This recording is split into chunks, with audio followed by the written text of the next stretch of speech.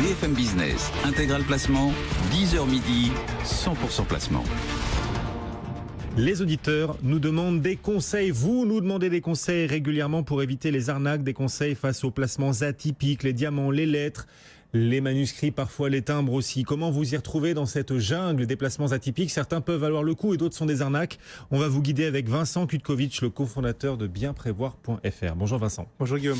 Diamants, terres rares, manuscrits, est-ce qu'on peut aller jusqu'à parler de fléaux pour ces placements atypiques? Oui, d'autant qu'en fait, avec la baisse des rendements qu'on vit depuis un certain temps, les épargnants sont parfois lassés de voir le rendement de leur épargne baisser fortement. Donc ces derniers temps, notamment depuis le mois de novembre, l'ensemble des professionnels a vu arriver un certain nombre de leurs clients leur dire on a des propositions d'investissement dans les diamants. Et donc ça, c'est assez en réalité difficile de lutter contre ce genre d'offres lorsqu'on n'a pas toute la grille de lecture. Voilà. Ouais, c'est le moins qu'on puisse dire. C'est compliqué. C'est très compliqué. Il nous faut un guide dans cette jungle. Boueuse, dangereuse, sans visibilité. Voilà. Et donc là, l'AMF a aujourd'hui la capacité de siffler la fin de la récréation, la fin de la partie. Oui. Et c'est notamment la loi Sapin 2.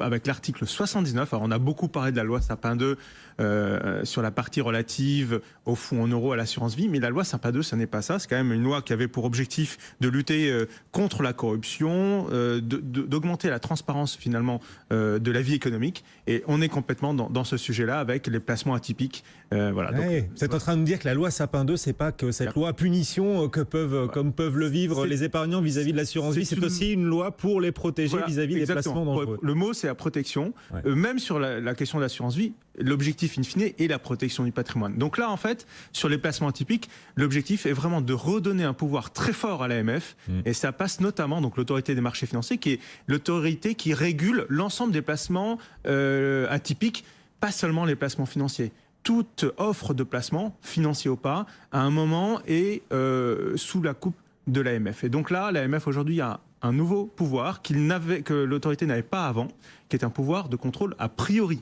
Avant, on était dans un contrôle a posteriori. En gros, il pouvait y avoir des centaines, des milliers de personnes qui pouvaient être contaminées par par exemple, une offre de placement en diamant.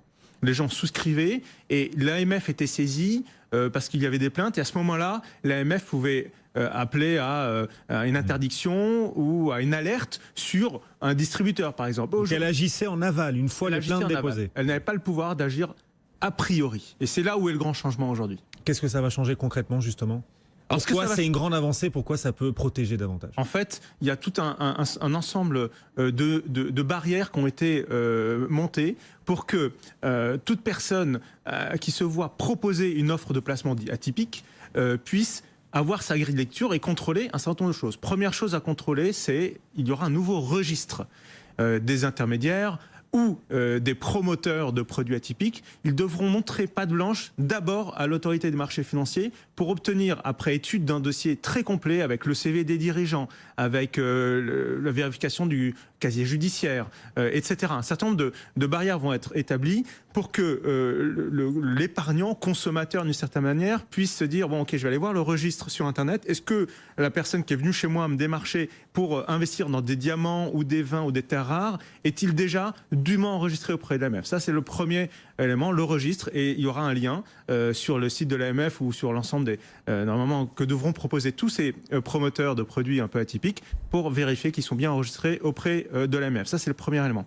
Ensuite, il y aura une deuxième manière de montrer patte blanche. Ce que doivent faire en fait tous les conseillers d'investissement financier aujourd'hui, c'est souscrire à une assurance responsabilité civile professionnelle qui permette en fait, en cas de défaut dans le mécanisme du placement, de se protéger financièrement, que ce soit l'entreprise finalement qui distribue les placements ou que ce soit in fine l'épargnant. Et donc ça aussi, pour obtenir la possibilité d'être couvert par une assurance, ça veut dire qu'il faut avoir montré patte blanche, qu'il faut être professionnel d'une certaine manière. Donc ça, c'est les deux barrières principales qui seront établies, qui permettront déjà d'envisager ce type de placement de façon plus sereine. Il y a 3 autres points, mais qui sont un peu plus secondaires. Oui, mais voilà ce que change pratiquement la loi Sapin 2 vis-à-vis de tous ces placements atypiques. Désormais, l'AMF va pouvoir contrôler a priori, alors qu'avant, il fallait attendre les dépôts de plainte. Et donc, pendant ce temps, les escrocs pouvaient proliférer pendant quelques mois jusqu'à sanction de l'AMF. Voilà, exactement. Ouais. Ça, c'est le cadre qui est en train de changer et plutôt positivement. D'un point de vue extrêmement concret et pratique pour les particuliers qui nous écoutent et qui nous regardent aujourd'hui, à quoi doivent-ils être attentifs avant d'investir justement dans un placement atypique? On le disait, terres rares, diamants, manuscrits, etc. Qu'est-ce qui peut permettre de distinguer le bon grain de livret? Alors déjà, il y a quelque chose qui est une alerte pour nous professionnels du métier, c'est lorsqu'on voit par exemple qu'il y a des publicités qui indiquent un diamant, l'investissement dans un diamant peut par exemple rapporter un rendement. Or, il faut avoir conscience que soit l'or, que ce soit les diamants, que ce soit le terre rare, il n'y a pas d'éléments économiques qui permettent de justifier qu'il y ait un rendement. Lorsque vous investissez dans de l'immobilier, par exemple des SCPI ou de l'immobilier de bureau, vous avez des loyers qui sont perçus tous les mois ou tous les trimestres. Donc en fait, les diamants ne rapportent pas de rendement. Donc lorsqu'on voit par exemple que les diamants peuvent rapporter 8%, il ne s'agit en fait que d'un scénario de revalorisation. Donc ça, c'est le premier point. C'est-à-dire qu'il n'y a pas de versement régulier, quoi. Il n'y a pas de versement, mais mécaniquement, il n'y a pas de sous-jacent qui permette de générer un rendement régulier. Ça n'est que une vision de l'avenir sur des sujets de valorisation à l'avenir du sous-jacent. Et donc, ça n'est pas un rendement. Voilà, donc ça, c'est le premier point qui doit alerter. Et après, il y a d'autres points qui doivent alerter, notamment sur les placements atypiques. C'est notamment le fait que souvent, on indique, les promoteurs indiquent le fait que votre placement est garanti, vous voulez revendre à tout moment votre placement, il y a une liquidité qui est assurée. Et là, l'AMF rappelle très justement qu'il n'y a que 2 possibilités d'assurer la liquidité d'un placement. Soit c'est un organisme de crédit, donc une banque qui peut assurer la liquidité, soit c'est une compagnie d'assurance. Lorsqu'on vous propose un placement qui indique, parfois subrepticement, qu'il peut y avoir une liquidité à tout moment, posez-vous la question, quel est l'assureur ou quel est l'établissement de crédit qui est derrière? S'il n'y a pas cette indication-là, ou si l'établissement de crédit ou l'assureur vous paraît, entre guillemets, farfelu, c'est qu'il y a un loup.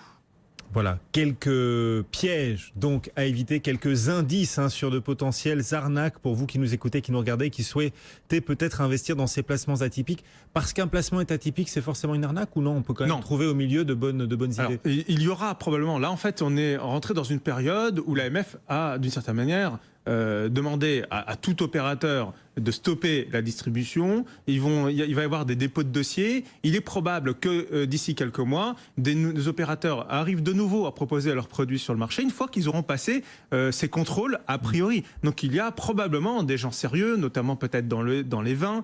Il y a probablement des gens sérieux sur des placements un peu atypiques liés à l'immobilier. Mais de toute façon, demain, on pourra être à peu près rassuré sur le fait que ceux qui auront passé ces barrières-là seront probablement assez sérieux. La nouvelle réglementation, cette loi Sapin 2, est-ce que pour vous, elle suffira pour protéger totalement les épargnants, pour éviter d'autres arnaques, d'autres escrocs? J'allais y venir. La difficulté aujourd'hui, c'est qu'on est dans un monde très ouvert. L'AMF ne pourra pas tout empêcher.